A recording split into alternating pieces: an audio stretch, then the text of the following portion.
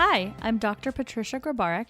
And I'm Dr. Katina Sawyer, and welcome to Thriving at Work, a Worker Being podcast. You can find out more about us on our website, workerbeing.com. You can find us on social at workerbeing, or join and support our community at workerbeing.com/community. Today, we're going to be talking to Dr. Keaton Fletcher. He's an assistant professor of psychology at the Georgia Institute of Technology.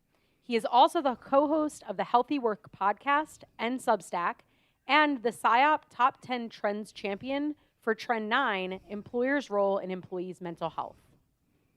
So the top 3 takeaways from what we learned about in our conversation with Keaton was that leaders' relationships with their followers have a really big impact on their experience at work and their well-being. So that's number 1. Number 2 is having a worse relationship with your leader than your peers can be particularly detrimental to your own wellness. And number 3, leaders should really be focusing on building high-quality relationships with every single team member that they have. It was a really great conversation. We hope you enjoy the interview. We are so happy to have Keaton here with us today to talk about his research on leader-member exchange. So thank you so much for being here. This is a great pleasure for us to have you on the show. We know you're a pro podcaster as well, so always good to hear from folks that have experience. And we'd love to just kick things off to hear a little bit more about your background and what brought you to studying the topic we're going to be talking about today, which is leaders' relationships with followers. Yeah. Well, first of all, thank you so much for having me. I love this podcast and I'm honored to be a guest. And thinking about what brought me to this topic is really, I've always been interested in leadership, which sounds so trite and cliche. But like, if I think back to a report card in like 3rd grade, I think it was Keaton's a good leader, but he really needs to learn to be a follower. And so I've just always been interested in leadership. It's been like a part of who I am. And so when I got to graduate school, I was really interested in leadership. But my advisor was actually a teams researcher. And so I approached leadership through a team's lens and really viewing a leader as part of this team and how a leader impacts a team, not just an individual follower.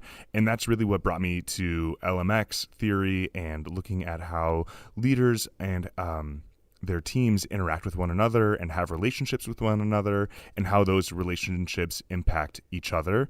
And there's a lot of questions that were unanswered, and that's, ripe for a dissertation. And so that's how I ended up studying. That's awesome. I love it. And it's great to find... Go ahead.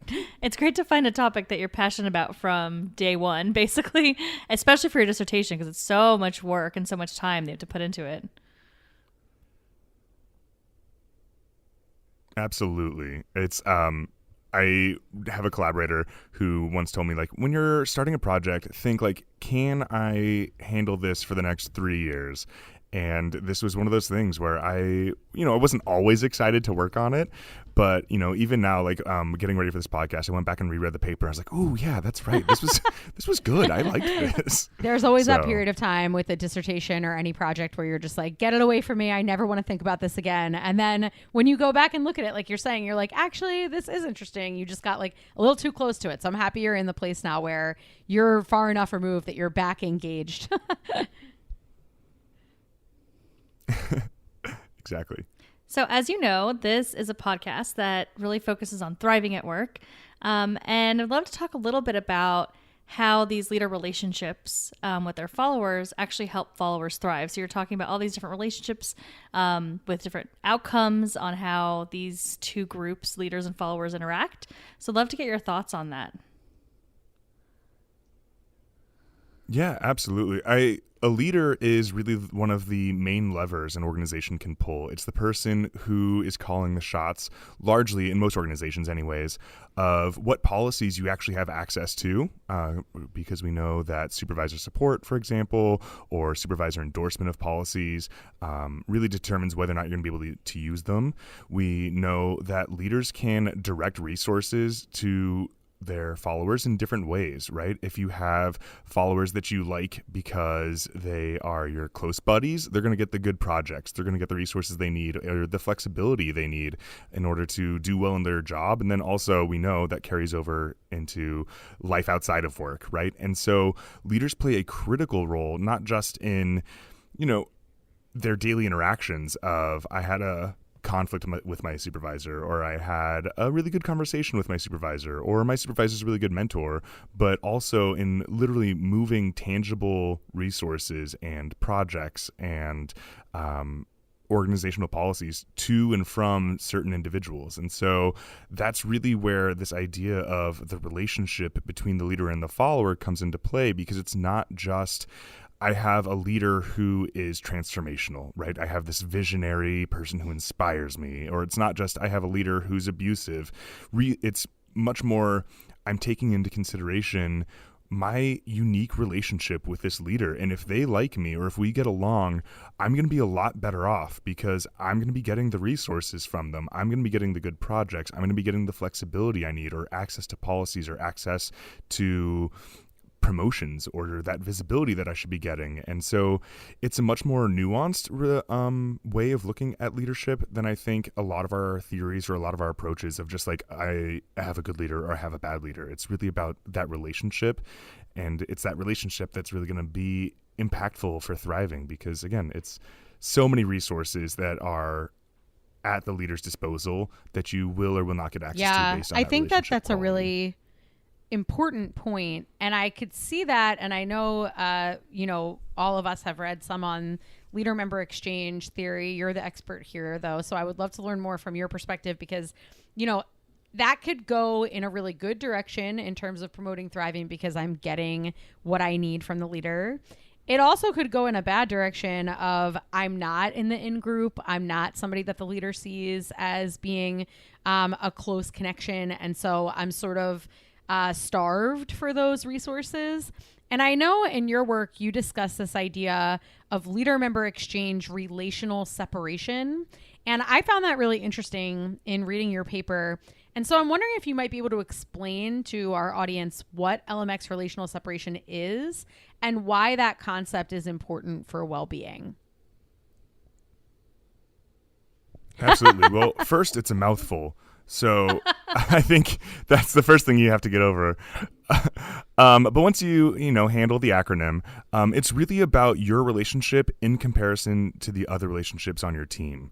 And so I like to think of it as either the superstar or the weak link if you have really high relational separation. So thinking of sort of the average relationship your leader has, so that's that average LMX quality. Where do you stand in relationship to the average? And by definition, most people are probably going to be close to that average, but you might get further away from it. And so if you have really high LMX relational separation, it just means that you're far from the average. And that could be because you're a lone superstar. You are their best pal. You are the one that stands out, gets all the good projects, or because you're the lone weak link and they're ignoring you. They're not giving you any projects and really creating that out group that consists of just you. And so that's really what LMX relational separation is just how far you are from the average relationship in either direction. I was just going to say that I feel really sad for the lone person on the end.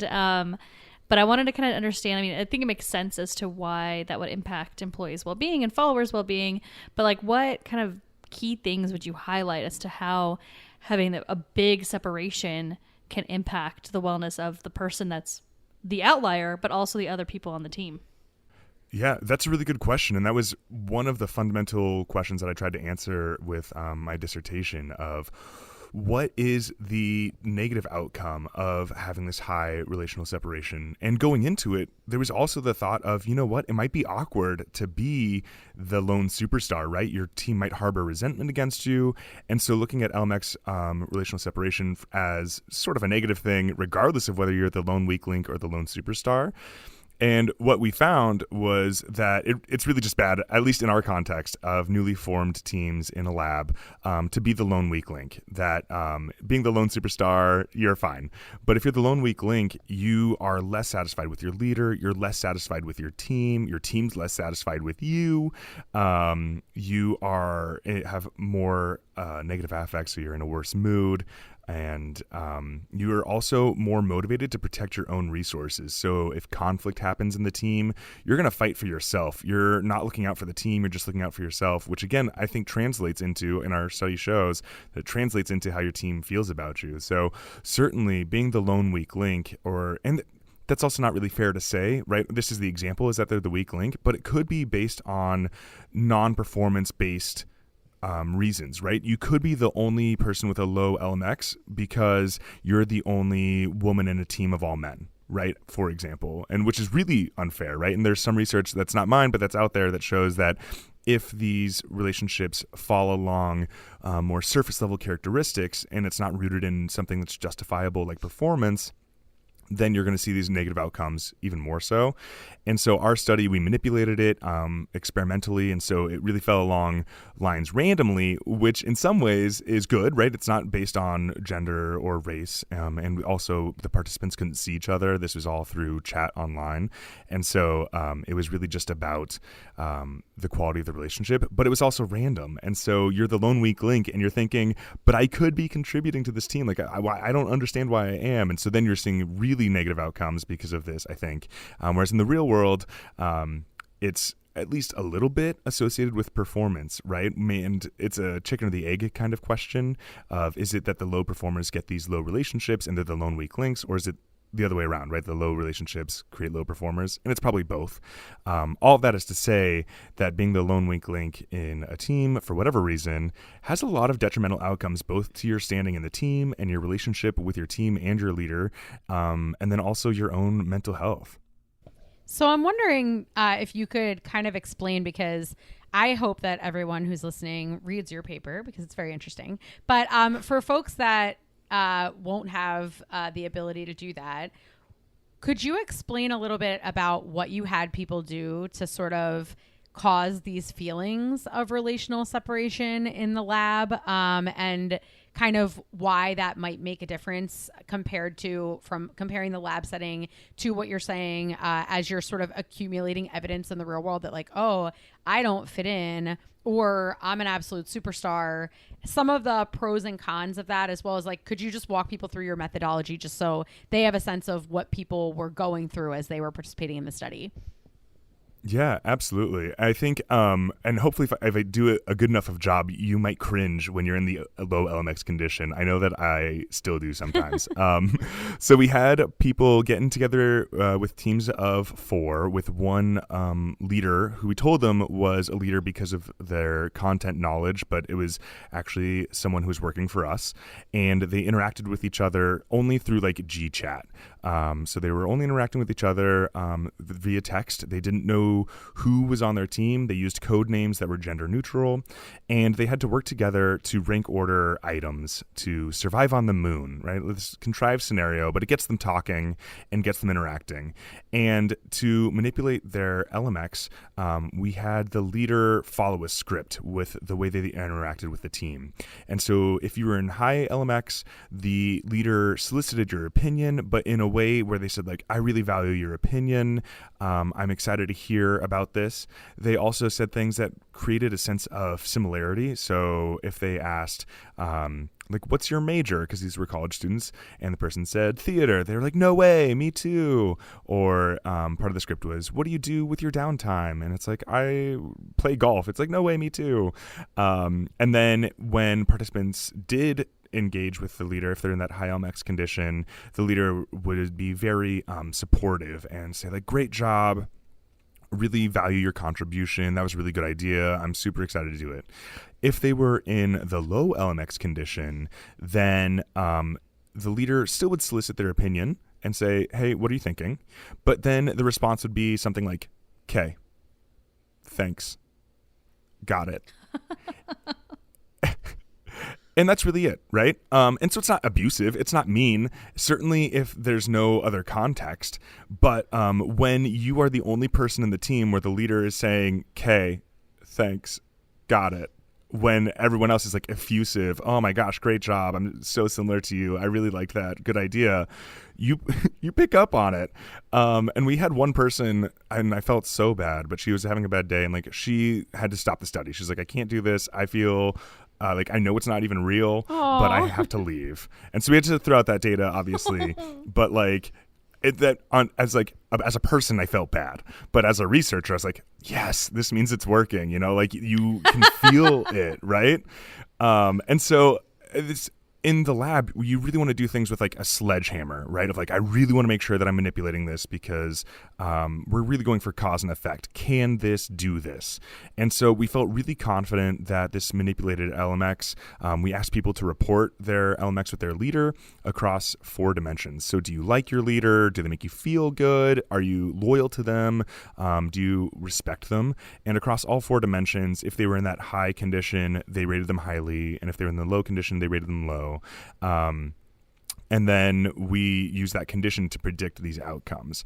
And so compare that to the real world where you're working with teams that are likely have already existed. They have some sort of history, either with each other or with their leader. And so you really can't tease apart that chicken or egg question. You don't know, are these outcomes because of the relationship with the leader, or were they actually predictive of this relationship with the leader? Because that's part of the theory, is that this is sort of like a self-perpetuating cycle.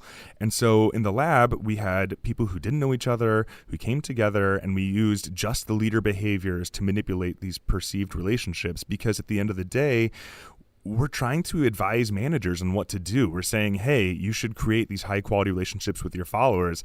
But we didn't have a whole lot of evidence that like the leader could alter these relationships. We just had evidence of the relationships and behaviors they're associated with.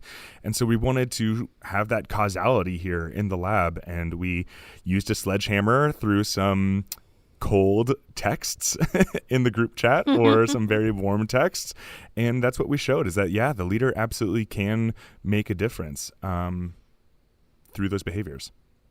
So can you talk a little bit about those outcomes a bit more? So like, what are the things that the people were doing when they were the lone, I'm already blanking, the lone, the bad one.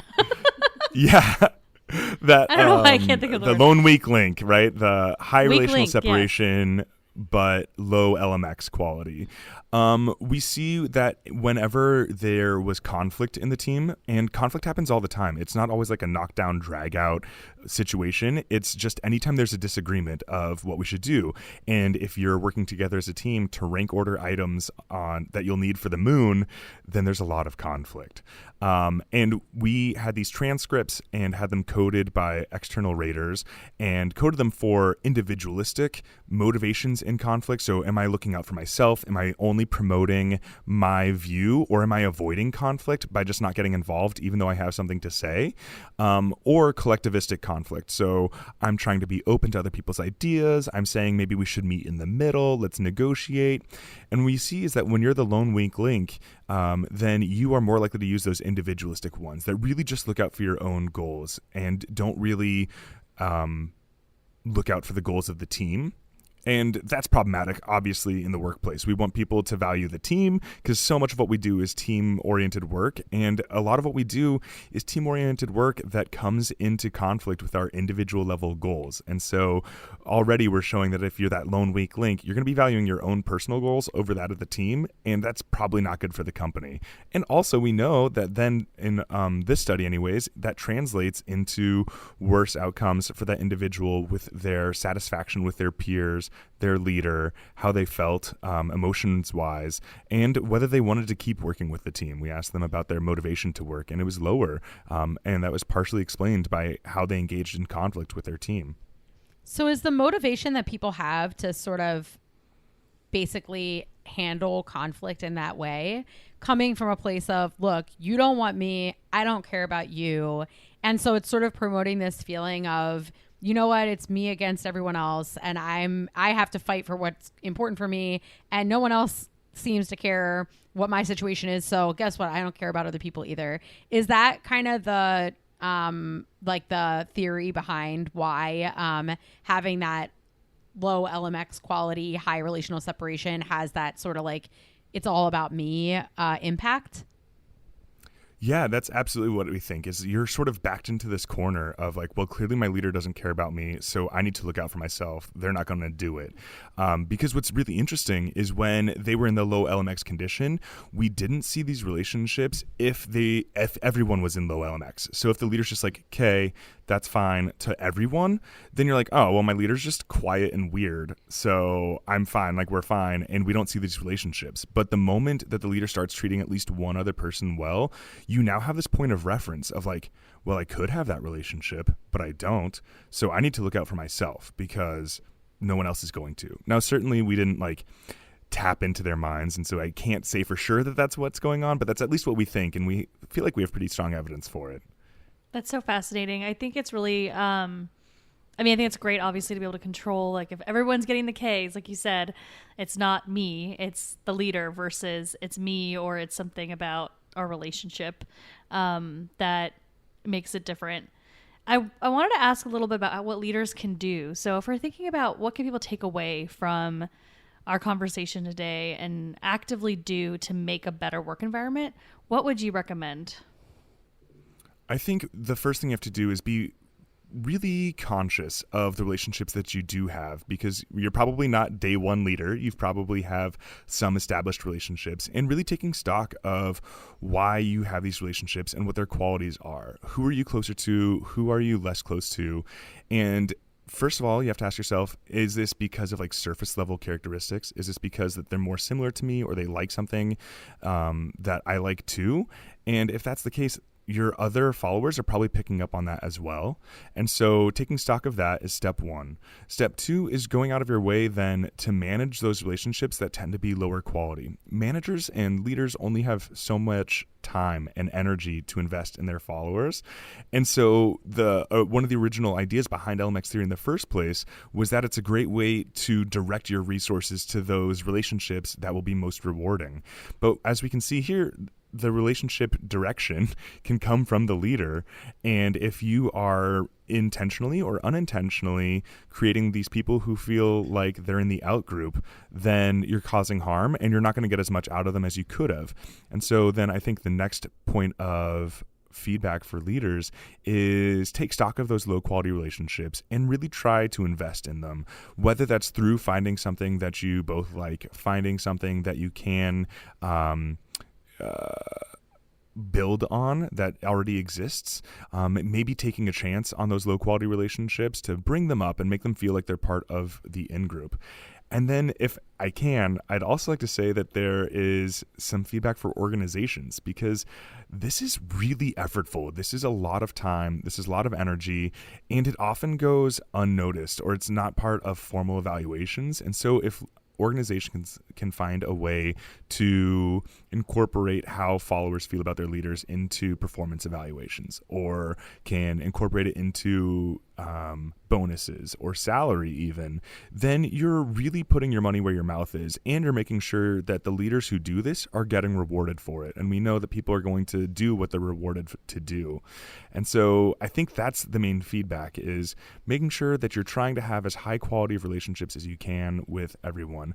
Now, the one caveat here, if I can give another caveat, yes, is that some turnover is desirable, right? If you have someone who's just not a good performer or just not a good fit, that might be okay. Now, this is stepping beyond my particular study, but if we look at the broader literature, it might be okay that you don't have a high quality relationship with someone who just can't do the job, because then they'll eventually turn over themselves, or you're going to have to turn them over or fire them. And that's a lot harder to do if you have a high quality relationship, right? And so really taking stock of why these relationships exist, and is there potential to get the performance you need out of this person, that's going to be really helpful from a leader's perspective. And then also, are you causing harm, right? Because at the end of the day, People are still people. They're not just cogs in the machine. And if you are causing mental distress or you're creating a situation where someone feels socially isolated or ostracized from their team, that can be literally physically painful. We know that social ostracism activates the pain centers of the brain in the same way that physical pain does too. And so, I mean, hopefully that gives you a dose of like empathy if you didn't already have it. But that was a lot. Sorry, I can go on for days. No, that's awesome. But that's my feedback.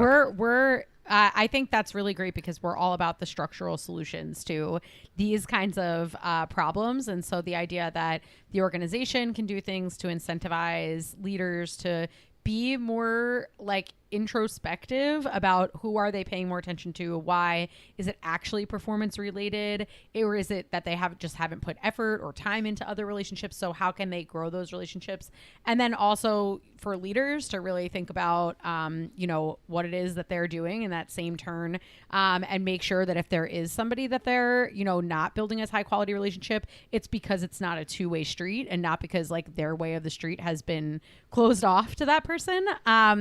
But I do have a quick follow-up on that, which is to ask, let's say you're in an organization where they don't do that. The leader is not doing a good job of that. Would you suggest that employees who are on the outside do things to sort of try to get themselves, so like find common ground with the leader or try to set aside time to talk with that person? Or in that situation, would you say, or does the research suggest that you're kind of just in a bad spot that's hard to get out of and you might need to restart or reboot on a different team or in a different organization to really drive that change? That's a great question. I think certainly you want to try those upward influence tactics, right? You want to try to negotiate the relationship on your own terms as well. And it's a relationship. All relationships have two streets. And so if you're making the effort, maybe that'll be reciprocated. If it's not, then maybe it's time to think about restarting on a different team or in a different organization. But I think you certainly should be able to try. And you can try a lot of those different avenues, like you said, trying to find something that you like, trying to find common ground, or asking for opportunities, or more importantly, maybe showing that you can handle opportunities and highlighting that you can handle those opportunities, making a case for yourself. And then one other thing that we saw in our study, because the participants couldn't do anything to change their condition, right? They could try to create those relationships, but because the leader was following a script, they couldn't. The attempts always failed.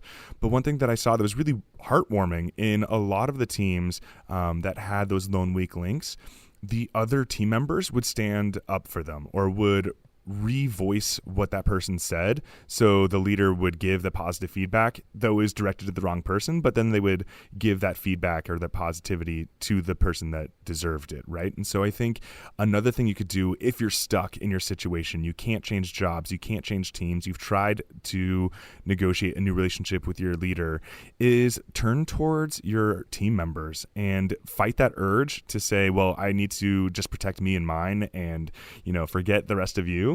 Turn towards your team members because they could be really good allies. And we know that coworker support is another really good predictor of your mental health and well-being above and beyond supervisor support or your relationship with your supervisor. So those are some choices and options if you're stuck in a bad situation. I think those are all really good advice. I'm glad to hear you mention coworker support because I do think it's incredibly important and something we don't always think about. So thank you for bringing that one up. Well, we really love this topic and everything that you've shared and all the research that you're doing in this area. Would love to hear if there's anything else you want to share with us before we wrap up about yourself or your work. I know you have a bunch of awesome papers, but anything you want to share with our audience? Well, thanks. I'm just excited to keep exploring how leaders impact follower health and well-being. We've got some papers coming forward on daily interactions, so looking in the field on that. And so I guess keep an eye out for that and reach out on Twitter or email. I'm always happy to talk about research or leaders or work. And you should probably plug your podcast as well. Oh, yeah, I should plug my podcast. Yeah, listen to the Healthy Work podcast. I care about how employees feel, and I have a great co-host, Mariana Arvon, and, we're just trying to be as good as you guys. That's the goal. Yeah, I think we have a goal to be as good as you guys. So we're both trying to get to each other's place, which is probably a positive thing, right? We're both aspiring to be like people we admire. So final fun question for you, Keaton. These questions are questions we think are fun, and whether or not you think it's fun is questionable. But here's your final fun question. So, what leader have you worked for who really made you feel you were a part of the team? So we were talking about that today. Have you ever worked for a leader that really did that for you, and why? I lucked out. It was my very first manager, Bonnie Brown, at Pizza Hut in Littleton, Colorado. I don't mind giving her name out because she was a phenomenal leader. Yay. I had no business being a server at Pizza Hut, but she worked with me and made sure that, like, you know what? You did spill pizza on customers on your first day. That's okay. We're going to put you in the back to be a cook, but that's really valuable. And she always scheduled herself as like 2 workers, even though she could have just scheduled herself as 1. And so, I don't know, she was a phenomenal manager and leader, really made me feel like part of the team. And I hope she hears this. That's amazing. Yay, Bonnie. Patricia, you know I'm going to turn the tables on you as well in a second. But that's so awesome. And, you know, Pizza Hut, I've worked as a server before, too. And that's a tough job. People don't realize how tough that is. So I'm glad that you had an inspiring manager in what ends up to be a tough role. Patricia, I feel like I know what you're going to say, but I'll ask you quickly what your thoughts are. How do you know? Yes, I'm going to say Jill Strange, who hopefully is listening as well. She was like the best leader I've had at a couple jobs ago. And she, I mean, not only made me feel like a part of the team, but she was really good at like getting to know everyone, having those high quality relationships with people, doing unique, fun activities as a team for kind of bonding, getting everyone to get to know each other. So there was a lot of effort that I think just comes naturally to her to just really create relationships between herself and the team members together that I think went a long way and really create a very cohesive team. And honestly, when she left the organization, like you could feel a difference. Not because, I mean, the rest of the team was amazing, of course, but, you know, she just really has such a big impact on creating those really high quality, positive relationships. Yes. What about you, Katina? Go, Jill. Mine actually, I was thinking about this because I made the question. And so I was thinking about this, and I was thinking a really good example for me would be Jay Janovics, who's also an IO. I worked for him when I was working for SHL after they merged with Provisor. So he was Provisor and I was SHL, and I ended up coming under his team. And he would have like weekly calls with me just to check in and see like how my life was going. And like he really kept track of who I was as a person and who I was in my career, and listened and responded. And when I told him that I was leaving consulting to go into academe, I expected that he was going to be kind of like, you know, not happy about it. And he was like, you know what? I am just so happy that you figured out like which direction you want to go in, and that you're going to like, I'm just so happy you're like following your passion. I'm sad you're leaving our team, but like, I'm just happy for you as a person. I think this will be like a really great time for you to explore this side of things in your career. And like, I just wish you all the best. And I was like, how nice. Like, so whenever I see Jay, I always think positively of him, and I appreciated his leadership. Yay, Jay. Yay, Jay. Yay, Bonnie. Yay, Jill. Yay, Keaton. Thank you so much for joining us. This has been such a great conversation, and we're so grateful for your time. Thank you so much. Thank you so much for listening. We hope you enjoyed our conversation with Keaton as much as we did. You can find out more about Keaton on his website for the Healthy Work podcast. It's healthywork.substack.com. You can subscribe there or any podcasting software. And we'll also add links to the show notes. And again, if you want to find us, you can find us on our website, workerbeing.com, on social media at workerbeing, or learn more about our community at workerbeing.com/community. Thanks for listening.